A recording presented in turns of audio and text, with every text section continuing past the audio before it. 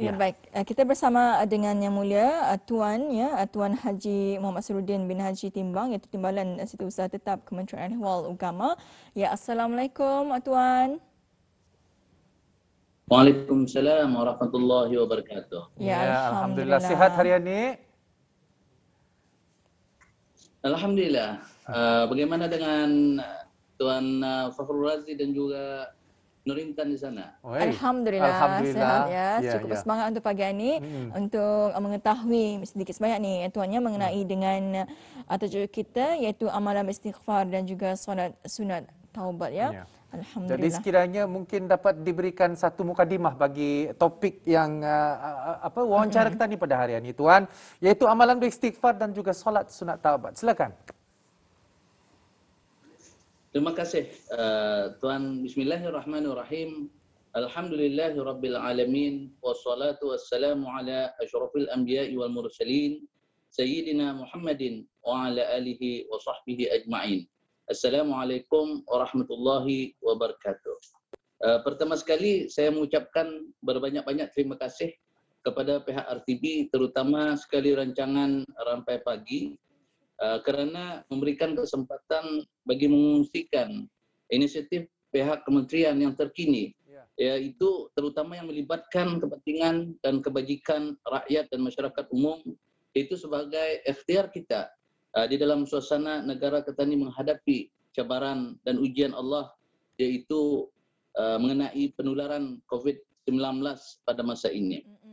Alhamdulillah, pada pagi ini saya ingin menyatakan tentang aktiviti ataupun inisiatif yang terkini yang dilaksanakan oleh Kementerian Hal wal Agama. Sebelum itu ingin saya juga menyatakan bahawa di mana inisiatif sebelum ini, yaitu bermula pada 16 hari bulan Ogos atau 7 Muharram yang lalu, Kementerian dengan kerjasama yang padu dari pihak RTB telah menyediakan satu slot untuk membolehkan seluruh rakyat dan tunai bersama-sama membaca surah Yasin dan seterusnya memohon berdoa memohon keampunan dan pertolongannya, yaitu melalui semua saluran TV dan radio pada setiap hari mulai jam 7 malam, yaitu secara serentak seluruh negara.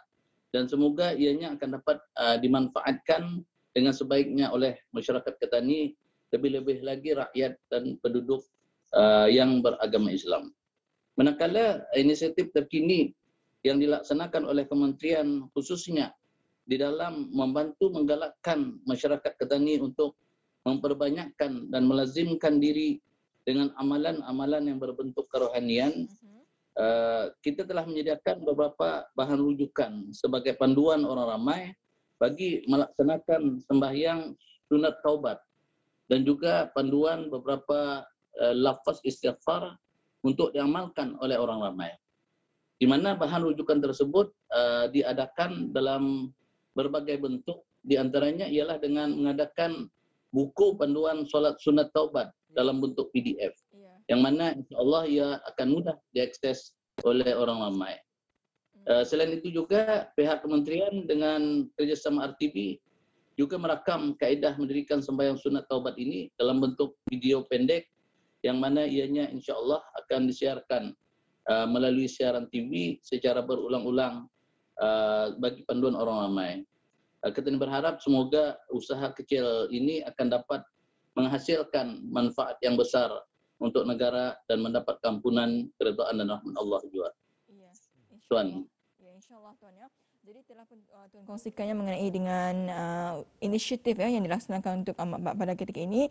Jadi tadi ada menerangkannya bahawa di antara pengisian adalah buku panduan, iaitu kaedah bagaimana mendirikan sembahyang sunat taubat berkenaan. Jadi bolehkah Ustaz terangkan dengan lebih lanjut lagi mengenai dengan kaedah tersebut? Silakan. Ya, terima kasih.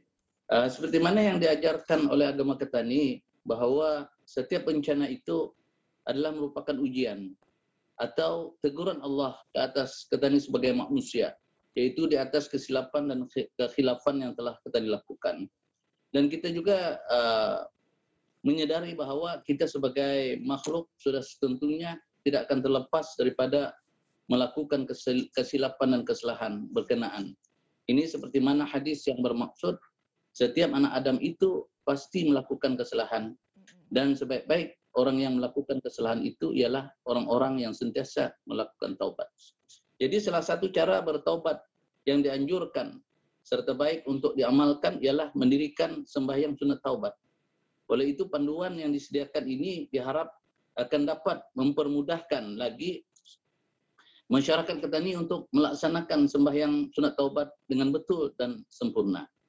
Dan di antara pengisian buku panduan berkenaan ialah mengenai dengan waktu melaksanakan sembahyang berkenaan. Dan apa yang istimewa dari segi pelaksanaan sembahyang sunat taubat ini ialah pelaksanaannya tidak terikat dengan waktu. Dalam arti kata lain, bahwa sembahyang sunat taubat ini boleh dilaksanakan pada bila-bila masa, termasuk pada waktu-waktu yang diharamkan untuk mendirikan sembahyang sunat-sunat yang lain. Dan ini Tuhan menunjukkan betapa pentingnya sembahyang sunat taubat ini perlu dilaksanakan dengan segera, tanpa katanya menangguh-nangguhkannya ke masa-masa yang lain. Kemudian panduan ini juga akan menyediakan tata cara untuk melaksanakan sembahyang sunat berkenaan, yaitu bermula daripada lafaznya sembahyang, sehinggalah kepada penghujung sembahyang, yaitu dengan memberi salam seperti mana sembahyang yang lain. Di samping itu juga panduan itu akan menyediakan bahan bacaan yang boleh diamalkan setelah katanya selesai melaksanakan sembahyang sunat berkenaan, seperti bacaan istighfar, salawat ke atas Nabi, bacaan 2 ayat dalam surah Ali Imran, dan seterusnya doa bagi memohon keampunan daripada Allah yang mudah dibaca oleh orang-orang awam. Jadi mudah-mudahan panduan tersebut akan menjadi penerong kepada kita semua untuk mengamalkan sembahyang sunat taubat ini, khususnya di dalam suasana kita ini menghadapi bencana ataupun penularan COVID-19 ini, malah akan menjadikan ianya sebagai amalan biasa di sepanjang kehidupan kita. Satu inisiatif yang sangat terpuji ni Ustaz daripada Kementerian Hal Ehwal Agama sendiri, dan apabila kita memikirkan tentang solat sunat taubat ini, sepertinya kejarangan kita ni melakukan solat sunat taubat ini, yang selalunya kita ni melakukan sembahyang sunat lazim pada kebiasaannya, dan ini antara cara untuk kita ni membudayakan norma baharu dengan memperbanyakkan zikir, memperbanyakkan solat sunat taubat dan sebagainya. Jadi dalam seperti yang Ustaz katakan tadi, antara solat sunat taubat ini ada juga bacaan-bacaan ataupun yang difokuskan di garis pandu berkenaan, bacaan-bacaan seperti istighfar dan sebagainya. Itu menarik perhatian kebanyakan kita ni yang mendengarkan ketika ini. Jadi silakan jika ada contoh-contohnya Ustaz, apakah dia bacaan istighfar tersebut dan apakah mungkin kelebihan-kelebihannya yang dapat dikongsikan kepada penonton kita dalam pagi kali ini. Silakan Ustaz. Terima kasih. Sememangnya terlalu banyak bentuk lafaz istighfar yang boleh kita ni amalkan. Walau bagaimanapun dalam buku panduan berkenaan kita hanya menyeraikan sebahagian daripadanya.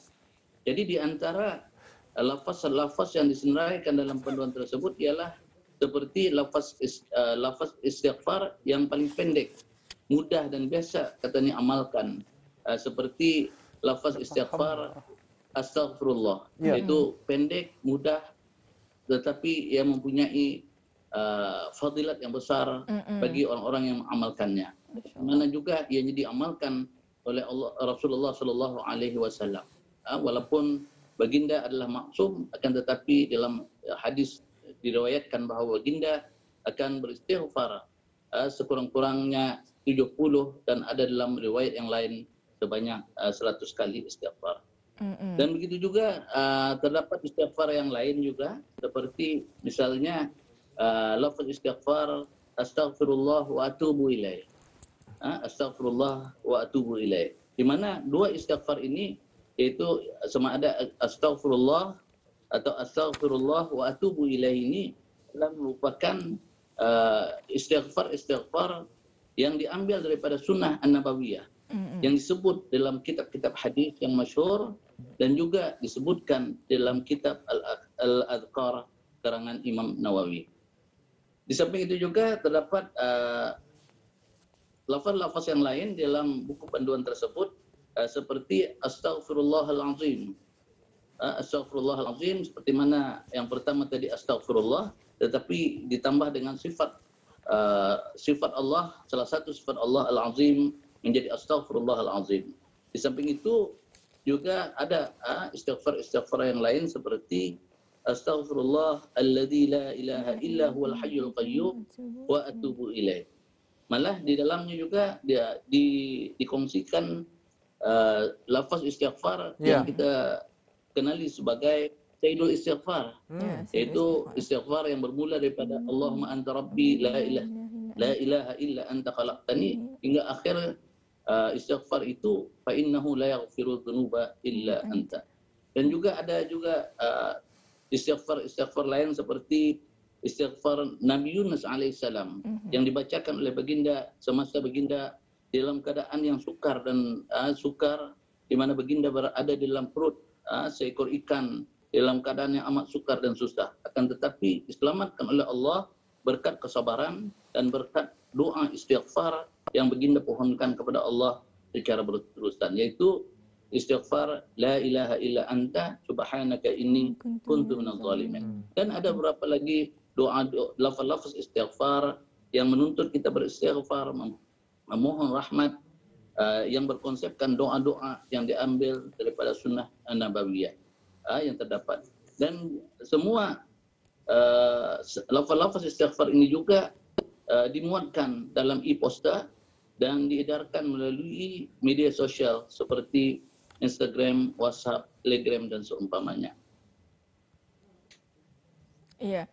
Baik. Alhamdulillah, itulah antara lafaz istighfar yang dapat kita ni amalkan, ya, bukan sahaja untuk kita ni gunakan untuk keperluan, namun boleh kita ni amalkan untuk harian kita ataupun rutin harian kita. Alhamdulillah, ya.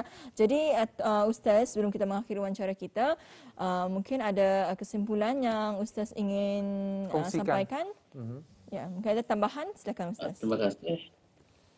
Mungkin sebagai kesimpulannya, saya petik sebuah hadis Rasulullah yang bermaksud barang siapa yang melazimkan dirinya dengan beristighfar, Allah akan menjadikan untuk setiap kesusahan ada jalan keluar, dan setiap kebimbangan ada kelapangannya, dan dikurniakan rezeki dari arah yang tidak sangka-sangka. Dan ini juga bertepatan dengan petikan titah ke bawah duli yang maha mulia Paduka Sri Baginda Sultan dan yang di-Pertuan Negara Brunei Darussalam yang beberapa hari yang lalu, yang antara lain menyatakan kalau membasuh tangan dengan air atau sanitizer tetapi membasuh dosa adalah dengan istighfar dan taubat.